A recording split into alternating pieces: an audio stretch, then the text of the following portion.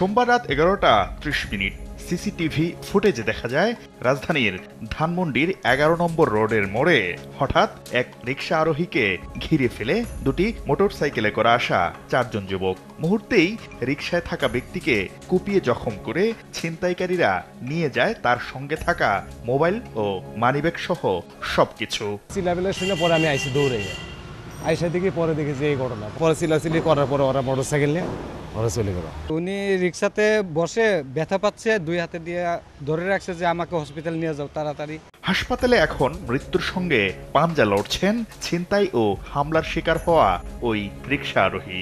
শুধু ধানমন্ডি নয়, মোহাম্মদপুরে আইনশৃঙ্খলা বাহিনীর পোশাক ব্যবহার করেও ঘটেছে ডাকাতির ঘটনা। এসব ঘটনা প্রত্যক্ষদর্শী ও স্থানীয়রা বলছেন, মোটরসাইকেল ব্যবহারের মাধ্যমে ছিনতাই করে আইনশৃঙ্খলা বাহিনী আসার আগেই পালিয়ে যায় অপরাধীরা। তাই রাতে আতঙ্কগ্রস্ত হয়ে যাতায়াত করতে হচ্ছে বেশ কয়েকটি এলাকার বাসিন্দাদের। একটা বাইক আমার ওই পিছনে লক করছে, মানে টানাটান দিছে, বুঝতে পারছি যে কোনো একটা উদ্দেশ্য নিয়ে আইছে। পুলিশ আমার চোখে পড়ে না, আমি 6টা বাজে হাউসেই থাকি আর ডিউটি শেষে বাসায় যাই।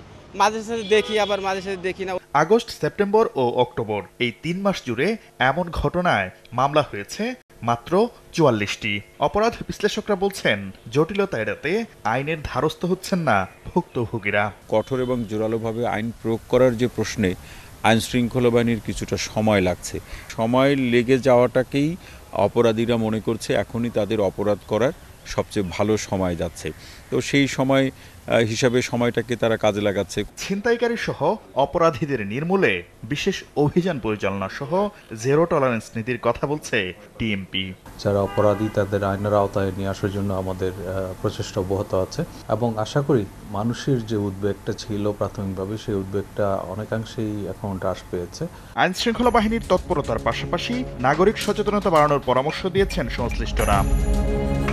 শাকির আহমেদ, সময় সংবাদ, ঢাকা।